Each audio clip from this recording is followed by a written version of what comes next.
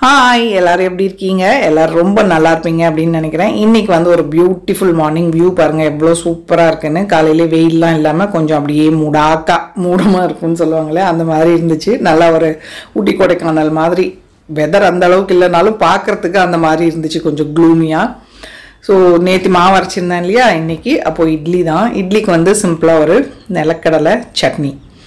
So அதுதான் prepare பண்ணலான்னு வேலை ஸ்டார்ட் பண்ணியிருக்கேன். ஸோ இப்போ சமீபமாக வைரலாக ஒரு ரீல் ஓடிட்டுருக்கு, யாரெல்லாம் பார்த்தீங்க, ஏஜ் ரிவர்சல் இட்லி அப்படின்னு சொல்லிட்டு. ஏன்டா இட்லியை கூட விட்டு வைக்காமல் இப்படி பண்ணுறீங்களேன்ட்டு. A2Bயில் தான் இன்ட்ரடியூஸ் பண்ணியிருக்காங்க போல். இட்லியை கட் பண்ணி அது மேலே ப்ளூபெர்ரி என்னமோலாம் போட்டு செய்கிறாங்க. அதுக்கு ஏன்டா இட்லியை கொலை பண்ணுறீங்க? இட்லியை விட்டுட்டு ப்ளூபெர்ரி பாதாம் அந்த கிரேவியெல்லாம் போட வேண்டியது தானே. என்ன மாதிரியே எத்தனை பேருக்கு கோவம் வந்துச்சு. ஒன்றுத்தையும் விட்டு வைக்க மாட்டேங்கிறாங்க. ஸோ அந்த மாதிரி இவங்க காமெடி பண்ணிகிட்ருக்காங்க. இப்போ பாருங்கள், சட்னிக்கு எண்ணெய் சேர்த்துட்டு அந்த குட்டி மிளகாய் காரமாக தான் இருக்குது, அதனால் ஒரு 6-7 சேர்த்துருக்கேன். ஒரு கைப்பிடி அளவுக்கு நிலக்கடலை சேர்த்துட்டு ஜஸ்ட்டு கொஞ்சம் ஃப்ரை பண்ணிக்கலாம். இஞ்சி ஒரு சின்ன துண்டு சேர்த்துக்கிறேன். ஆக்சுவலாக இது கூட புளி சேர்த்து அரைப்பாங்க. எங்கள் வீட்டில் இருக்கவருக்கு புளி பிடிக்காது, அதனால நான் புளி போட மாட்டேன். நீங்கள் சட்னி அரைக்கிறதா இருந்தால் கொஞ்சமாக புளியுமே கூட சேர்த்துக்கோங்க. ஸோ நல்லா வறுத்துட்டு ஆஃப் பண்ணிடணும். கூட ஒரு 5-6 சில்லு தேங்காய் சேர்த்துட்டு அரைச்சி தாளிச்சிட்டோம் அப்படின்னா சூப்பரான நிலக்கடலை சட்னி ரெடி. திக்காக அரைச்சோன்னா துவையல் மாதிரி யூஸ் பண்ணிக்கலாம். கொஞ்சமாக ஜீரகமும் சேர்த்துக்கிறேன் கூட. அதே மாதிரி தோசையும் கொலை பண்ணுவாங்க, பார்த்துருக்கீங்களா? டிஃப்ரெண்ட்டாக தோசைன்னு வீடியோஸில் பார்ப்போம். இங்கெல்லாம் இருக்கான்னு தெரியல, நார்த்லலாம் அந்த மாதிரி செய்வாங்க. ஸோ பாருங்கள், அதுக்குள்ளே ஃப்ளிப்கார்ட் சாமான் வந்துருச்சு, அதை தான் வாங்கிறதுக்கு போகிறேன். இவனுங்க 2 பேரும் குழச்சிட்ருக்கானுங்க. தோசையை தோசைக்கல்லையே ஊற்றிட்டு அது மேலே பார்த்தீங்கன்னா என்னென்னவோ கிரேவி, பட்டரு, சீஸு. நம்ம வீட்டில் அரைக்கிற தோசை மாவில் தோசை சுட்டுட்டு கொஞ்சமாக சட்னி ஊற்றி அந்த கிண்டிங்கன்னா பிஞ்சிரும். ஆக்சுவலாக அந்த மாவில் என்ன கலப்பாங்கன்னு தெரியல, ரப்பர் மாதிரி இருக்கும் போல். அவங்க போட்டு அந்த மேஷரை வச்சு இருக்கிற காய் பட்டர் என்னென்னவோ போட்டு கிண்டுவாங்க. அது அப்படியே இருக்கும் தோல் மாதிரி. அதை வேற ஸ்லைஸ் பண்ணி தருவாங்க. நம்ம தமிழ்நாட்டு ஃபுட்டை என்னெல்லாம் பண்ணி வச்சுருக்காங்கன்னு தெரியல. எனக்கு இந்த மாதிரி விஷயம்லாம் பார்த்தா கோவம் வரும். தோசைன்னா அது தோசை மாதிரி இருக்கணும், இட்லினா இட்லி மாதிரி இருக்கணும். அதே மாதிரி வடையை வந்து பணியார பேன்லலாம் போட்டால் நான் அதை வடைன்னு சொல்ல மாட்டேன். அது வந்து நல்லா கொதிக்கிற எண்ணெயில் நீச்சல் அடித்தாதான் வடை. சும்மா அது இதுன்னு பண்ணோன்னா அதுக்கு பேர் வடைன்னெலாம் சொன்னால் சரிப்பட்டு வராது. அந்த மாதிரி தான். ஸோ கொஞ்சம் மசாலாலாம் காலி ஆகிடுச்சிருந்தது இல்லையா, அதை தான் எடுத்து வச்சிட்ருக்கேன். அந்த பக்கம் சிம்மில் தான் இருக்குது, கடலை இன்னும் ஆஃப் பண்ணலை. இவனுங்க பாருங்கள், யாராவது வந்துட்டாங்க அப்படின்னா பாடாப்படுத்தி எடுத்துருவானுங்க. ஸோ ஸ்டவ் ஆஃப் பண்ணிட்டேன். இப்போ வந்து தேவையான அளவுக்கு தேங்காய் சில்லை இதில் கட் பண்ணி சேர்த்துக்கலாம். அப்படியே சைடில் தண்ணி கொதிக்கிறதுக்கு வச்சுருக்கேன். இது வந்து ஒரு செராமிக் பேனு, கோட்டிங் எல்லாம் போகல, ஆனால் கொஞ்சம் பழசாயிடுச்சு. நிறைய இப்போ புது பேன் இருக்கனால இதில் வந்து இட்லியை ஊற்றி வச்சிடுறது. கொஞ்சம் நல்லா அகலமாகவே இருக்கும். தண்ணி கொதிச்சிட்ருக்கு. ஸோ அவ்வளோ 3 தட்டு ஊற்றுனேன்னா எங்கள் 2 பேருக்கும் தாராளமாக போதும். 12 இட்லி வரும். சைஸ் வந்து கொஞ்சம் குட்டி குட்டியாக தான் இருக்கும் நார்மல் இட்லியை விட.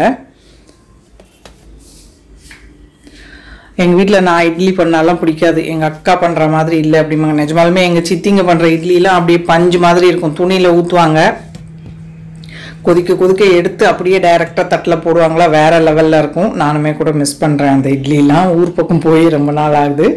ஸோ என் இட்லி சாஃப்டாக தான் இருக்கும், ஆனால் அவங்க அளவுக்கெல்லாம் இருக்காது. என் தங்கச்சியுமே சித்தி பொண்ணும் பண்ணுவாள், சூப்பராக இருக்கும்.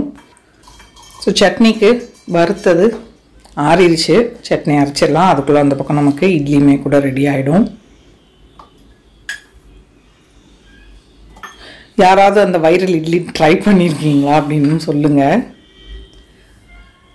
அந்த வீடியோ பார்த்தா எனக்கு கடுப்பு தான், அது என்ன பண்ணி வச்சுருக்கீங்கிற மாதிரி தான் தோணுது. ஸோ சட்னி ரெடி ஆகிடுச்சு. அது மிக்ஸி ஜாரம் அலசி தண்ணி ஊற்றிட்டேன். கொஞ்சமாக சின்ன வெங்காயம் தாளிப்பு கூட சேர்த்து போட்டோம் அப்படின்னா நிலக்கடலை சட்னி நல்லா டேஸ்ட்டாக இருக்கும். எண்ணெய் சூடானதும் கடுகு, உளுத்தம்பருப்பு, ஒரு மிளகாய் வத்தல், கொஞ்சம் கருவேப்பிலை, சின்ன வெங்காயம். இதை வந்து சின்ன வெங்காயம் கொஞ்சம் நல்லா கேரமலைஸ் ஆகிற அளவுக்கு வறுத்து போட்டோம்னா இன்னுமே சாப்பிட்றப்ப வாயில் தட்டுப்படுறப்ப சூப்பராக இருக்கும். நிறையெல்லாம் வேண்டாம், ஒரு 2-3 சின்ன வெங்காயம் வதக்கி சட்னி கூட சேர்த்துடணும். நிலக்கடலை சட்னிக்கு இந்த மாதிரி வெங்காயம் தாளித்தோன்னா சூப்பராக இருக்கும். அதுக்குள்ளே இட்லியுமே கூட வெந்துருச்சு. இது தாளித்து கொட்டிட்டு இட்லி எடுத்துட வேண்டியது தான். ஸோ மத்தியானம் லஞ்சுக்கு பார்த்தீங்கன்னா இன்றைக்கி வெஜிடபிள் பிரியாணி தான் பிளான் பண்ணியிருக்கேன். அதனால் அது வீடியோலாம் எடுக்கல, நிறைய தடவை போஸ்ட் பண்ணியிருக்கேன். ஸோ மற்ற வேலையெல்லாம் கிட்டத்தட்ட எல்லாமே முடிச்சிட்டேன் காலையிலேயே. சாப்பிட்டுட்டு எப்பயும் போல் ரெஸ்ட்டு தான். மத்தியானம் 1 மணிக்கு மேலே சூடாக பிரியாணி செஞ்சு சாப்பிட வேண்டியது தான். டக்குன்னு முடிச்சிடுவேன் ஒரு 10-20 நிமிஷத்தில் பிரியாணி. ரைஸ் மட்டும் ஊற வச்சுட்டேன்னா காயெல்லாம் கடகடன்னு கட் பண்ணி 20 மினிட்ஸ்க்குள்ளே பிரியாணி ரெடி ஆகிடும். அவ்வளோதான் பாருங்கள், நல்லா சாஃப்டாக சுட சுட இட்லி ரெடி. நேற்று சாம்பாரும் இருந்தது. நிலக்கடலை சட்னி அண்ட் சாம்பார் கூட சர்வ் பண்ணுறேன். உங்களுக்கு இட்லிக்கு காம்பினேஷன் என்னன்னு சொல்லுங்கள். எனக்கு என்ன தான் இருந்தாலும் கொஞ்சம் பொடி இருந்ததுன்னா போதும். இது வந்து ஹஸ்பண்டுக்கு தான் போட்டு கொடுத்துட்ருக்கேன். ஸோ எனக்கு வந்து எல்லாத்தையும் விடையும் பொடி இட்லி காம்பினேஷன் பிடிக்கும். ஸோ மாவு வந்து பெரிய சம்பளத்தில் வச்சுருந்தேன் இல்லையா, அதை வந்து இப்போது சிங்கிள் இதுக்கு சர்விங்க்கு மாற்றி வச்சுட்டேன். அப்பப்போ எடுத்து இது பண்ணுறதுக்கு. கிச்சன் ஃபுல்லாக க்ளீன் பண்ணியாச்சு. இந்த பேன்லேயே பிரியாணி பண்ணிடலான்னு அதை மட்டும் கழுவாமல் வச்சுருக்கேன். ஸோ துணி நைட்டே போட்டிருந்தேன், அதை எடுத்து இப்போ காய வச்சுட்டேன் அப்படின்னா இன்றைக்கி வேலை ஃபுல்லாக முடிஞ்சது. ஹோப் இன்றைக்கி இந்த குட்டி vlog உங்கள் எல்லாருக்கும் பிடிச்சிருக்கும் அப்படின்னு நினைக்கிறேன். பிடிச்சிருந்ததுன்னா லைக் பண்ணுங்கள், ஷேர் பண்ணுங்கள், மறக்காமல் நம்ம சேனலுக்கு சப்ஸ்கிரைப் பண்ணிக்கோங்க. இவ்வளோ நேரம் இந்த வீடியோ பார்த்தவங்க எல்லாருக்கும் என்னுடைய நன்றி, வணக்கம். Love you all. மறக்காமல் லைக் பட்டனை தட்டி விட்டுருங்க.